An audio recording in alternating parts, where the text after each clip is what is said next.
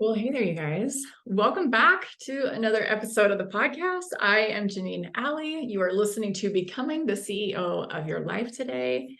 And today's episode has everything to do with cultivating self-trust and empowering your journey from within yourself. So if you are brand new to the podcast, welcome. I'm so grateful that you are here today. So self-trust, I think, is crucial for women for multiple reasons, especially if you're running a business. It's also crucial, of course, if you're just living your life. And I'm going to give some personal and business examples today. But what we ultimately do when we have not developed self-trust is we're subconsciously looking around externally, outside ourselves, and we're seeing and comparing what other people are doing to what we're doing, thinking that what they're doing and the way that they're doing it is better than the way that we are doing things. And we're telling ourselves it should be done this way. But here's the truth about life and business and everything is we are just all making things up as we go along. That is the truth. That is the truth for me and my life and my business. And I've heard this so many times from other entrepreneurs. So let me just tell you this. There isn't a right way to do things. We need to be able to think about how we can infuse our way into the way that we're doing something, however it works for us, even if we're doing someone else's exact process. I have hired many coaches that have an exact way of doing something, whether it's marketing, whether it's creating a course, whatever it is. I have hired people to tell me exactly how to do things. And at the end of the day, I appreciate the framework. But what I have learned is how to tweak the process to make it mine. I think this is tricky for us in life in general, but particularly as an entrepreneur. I know for myself, this is an area of my life that I've really worked very hard on developing self-trust because I had no idea how to run a business. And I think parenting is sometimes similar to this, but fortunately, most of the time, babies come one at a time, right? And if your experience is having twins or triplets even, or even more kids than that, you kind of figure out a process that works for you in that experience, right? But it starts out slow. Babies don't do very much in the beginning, and you kind of work into becoming a parent that way. But as an entrepreneur, you have to kind of figure out, okay, what works for me and what is going to resonate with my audience. And so often that's just to be determined as you move forward. And this is the part we don't like. We don't like trying something and having it not work, right? So let me give you an example of this in my business. For many, many years, I've done webinars. And every time I'm learning from somebody who is masterful at marketing, I am learning their process. I can be very specific and share names. Even there might be people that you recognize if you run a company, but for every big person out there, they have a way of doing a webinar, and I have done their processes. And it's interesting because over the last year or so, I have developed self-trust in this area. I'm telling myself, I'm just going to do it my way. I've done this enough. I'm just going to try it my way and see what works. And that has really helped me to connect more with my audience because I'm feeling really confident in the way that I'm sharing something and the way that I would want the information shared with me. Another element of self-trust that I want to dive into before we talk about the nitty-gritty of self-trust is how self-trust differs from self-confidence. So self-confidence is being able to feel any emotion that comes up. It's being able to have your back. It's not necessarily confidence, which comes from past experience. We're relying on things that have happened in the past that give us confidence to do something again in the future. Self-confidence is being able to feel any emotion and move forward by allowing that emotion to be there. So it could be humiliation or self-doubt or fear or anxiety or whatever's coming up. We open up to the emotional experience of life and we're here for it. That's self-confidence. Self-trust goes deeper than that. It is beyond the inner knowing, which is part of it. It's that inner knowing or intuition of next steps that we need to take and then actually taking action. In the process of that, all of those emotions are going to come up. We are going to feel the self-doubt and the fear and the humiliation, all the things that come with running a company, right? Or living our lives. but we're opening up to that. We're doing things our way and we're owning that. That is self-trust. And I started to develop self-trust by learning why I wanted and needed to say no to things. So that's pretty specific. And I started to do this in a very small part of my life, not just with other people, but also with myself. And this is hard because when we say no, we ruffle feathers and people get disappointed and we tell ourselves we're doing things wrong because we're getting that kind of feedback. And it's scary because we love to belong, right? We love to feel like we're doing things that are socially acceptable. And saying yes to people is something that is very socially acceptable in our culture, right? So I had to learn how to be okay with why I was doing the things that I was doing. And I had to trust myself to know what was best for me, regardless of what other people thought, not only of my decision, but also of my life and my choices, right? So here are some of the ways that we struggle and block ourselves from developing self-trust. The first way that I thought of is that we judge ourselves.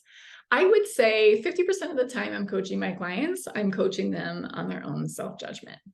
We have stories about why we should be doing things differently because something didn't work, or that we should be different than we are. We have stories about why we shouldn't struggle, or that we should know something by now. Right? You have a weight loss journey, you're like, why don't I know this by now? I worked on this for 30 years. I should know this by now. How does that thought feel? It totally erodes our self-trust. Right? We don't have our own back when we're thinking along those lines. And so the way to set the judgment down is to cultivate self-compassion, or compassion for ourselves, love for ourselves. And the way that we do this is we have to stay curious about what's going on. We got to practice and start being really good at asking curious questions and paying attention to the tone of voice that we're using when we're asking these questions. So let me give you an example of this. The question is, what's going on? So listen to the tone of voice that I'm using. We could ask ourselves something like, okay, what's going on? Okay, you think think about the tone of that question. It's very critical. It is kind of this finger wagging mom that's asking that question. What's going on? What's going on with you? Why are you doing that? Okay, now let me ask you with a different tone. Tell me, what's going on right now, love? Tell me all the things. And you could even ask further questions. Okay, let's take a look at the numbers and tell me the story that you're telling yourself as you're looking at these numbers. What are you making these things mean? Tell me a little bit more about that. Why does that story feel important to you? What happens if we don't believe that anymore? Okay, do you see the difference? Again, one of them is a very critical finger wagging tone. And the other one is just full of serious curious. Okay, that's the tone of voice that I want you to adopt, is the serious curious. I just made that up on the spot. It's going to be a thing now. Okay, the next way that we struggle with cultivating self-trust is we people please. The antidote to people pleasing is, of course, developing more self-trust. So let's talk about how this shows up. When we people please, we are putting someone else's wants or needs and desires above our own. And this is not intentional. This is something that's a knee-jerk response. And this is often chronic. So it's a patterned behavior. We say yes because we don't know how to say no. We don't know how to trust ourselves to protect our time and protect our schedule. And so we say yes. We feel like we should say yes because someone asked. And I remember when I decided that wasn't a good enough reason to say yes anymore, just because someone asked me to help out. And this again was a time, I've mentioned this multiple times on the podcast, but this was when we lived in Germany and I was experiencing a lot of depression and a lot of anxiety at this time of my life. This was back in the 2012, 2013 timeframe. I was homeschooling all my kids. And I knew that if I didn't put my mental and emotional needs first, there would be some serious consequences for me and my family. So I had a pretty big why, I would say. And because of that, because I was so determined to get my health back and to feel normal again, I became very protective of my time, because I knew that as my time slipped away and I was giving it away to all the people, I wasn't doing the things to take care of myself and to take care of my mental, emotional, as well as physical health. And I kind of got a little messy with my nose. Anytime anyone would ask for something, I kind of went into attack mode, actually. And I was like, no way, you can't have any of my time. It's mine. And it got to a point where I kind of stepped on people's toes and I ruffled feathers because I was so angsty about it. And that's okay. Lots of compassion for myself back in that time frame, because I was learning how to do that. But I learned over time how to soften into self-trust. And of course, I didn't know anything about self-trust or coaching or anything at the time. This was just my experience. I'm like, okay, no is great, but how can I say no with more kindness and with more clarity and with more grace? And so I learned how to do that. I became very loving when I said no, not only of myself, but also understanding that I can totally love someone for asking for my help or for my time, and I can still have a wonderful friendship and relationship with them, and the answer can still be no, and that's okay. So I had to learn how to cultivate more of my feminine energy in order to lead in my life. I had to tap into my intuition and the things that I wanted and how I wanted to be.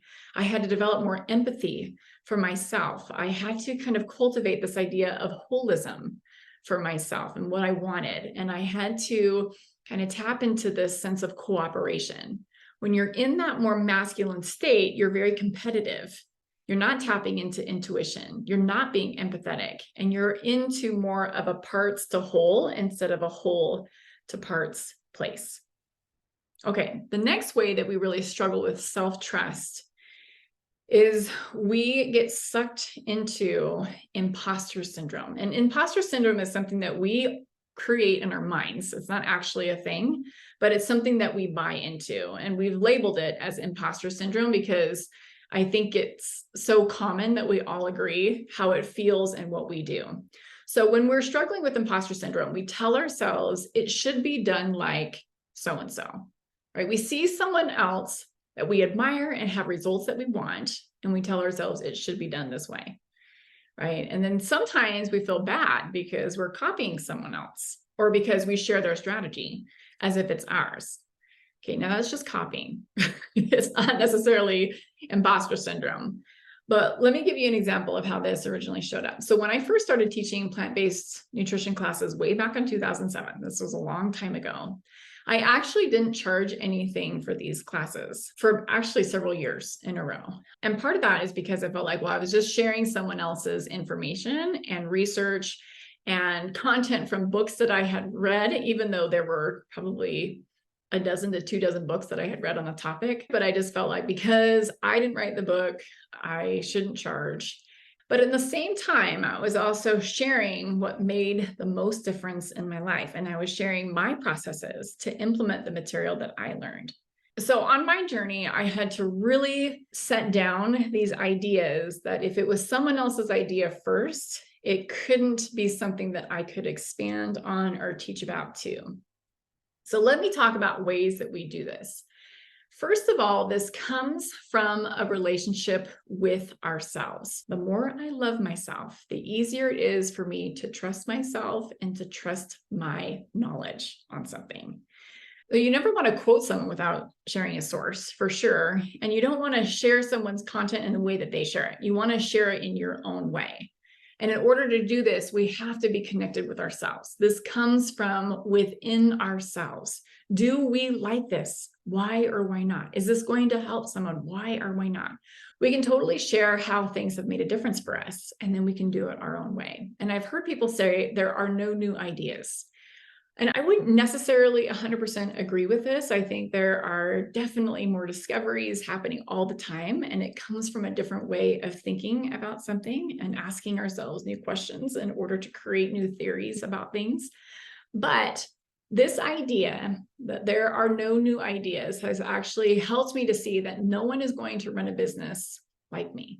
No one is going to coach like me, even though in the self-help space, there are lots of similar ideas said in a lot of different ways. It's not discouraging to me because there's only one me. So the way that I say something might resonate with someone out there that needed to hear it from me. And I'm going to say things that I know that not everybody agrees with, and that's okay because I can't be the coach for everyone. And that all boils down to loving myself, being able to say, I like the way that I'm doing this, and I like the message that I'm sharing because it's made a difference in my life, and I know it's going to help someone else. Okay, that is really what that boils down to at the end of the day. Okay, now let's talk about some other strategies in order to help us to develop more self-trust. We have to embrace failure and learning and individuality in this process. So whenever you're creating something from scratch, you're for sure going to fail. Okay, I've talked about this many times on the podcast before, but I wanted to talk about this again today in a slightly different way. Failure has an impact on self-trust if we are not doing the coaching work to manage our mind, because when we fail, we often take it personally. We make it mean that there's something wrong with us. We make it mean that it's not possible for us. So when we have cultivated self-trust, we continue to believe in us. This is actually one of the reasons why I don't share my exact processes for things, because you are going to be doing something differently in your own way. What I do share is a 6-part framework when it comes to breaking through your burnout. But it's up to my clients to figure out how it's going to work for them. Interestingly, the further people are along on this journey of self-discovery and self-help, the less information they need. And that really is where the magic happens. We need to understand why something isn't working, which is usually a mindset issue. And sometimes we need clarity to pivot to gain an idea of how another tactical strategy can be implemented in what it is that we're doing. And it's kind of this dance that we do, right? We take action and we implement and we try something tactical. And then we have to manage our minds around why it didn't work. That's the mindset piece. We have to build our awareness muscles and what it is that we're thinking and feeling and doing and what we're making that mean in the process of that. Okay, so part of that is developing more of a growth mindset and resilience in life, especially in entrepreneurship. You have to develop thick skin. You just do. There are people who are going to say things, you're going to do things that people don't like, and that's okay. The thick skin does not have to do with resistance. The thick skin has to be with developing self-confidence. It's opening up to the emotions that we feel in living our life and being okay with whatever's there, which is shame, humiliation, self-doubt, insecurity, confusion, and all of it. And then we have to get back on our feet and try things in a different way and do that process all over again. Okay, that is that growth mindset piece. We're not stuck doing the same things over and over or giving up. We're trying and we're pivoting and we're tweaking and we're managing our minds and we're doing all of that. All right, and next thing that is so important when we're developing self-trust is building a support system. Now listen, this is something that I actually have resisted for a long time in my business because I was so insecure in the way that I was doing things. I felt like I'm not doing it right because I don't have the success that I want yet. And I don't want to show up and be in a group of people whose success seemed bigger than mine.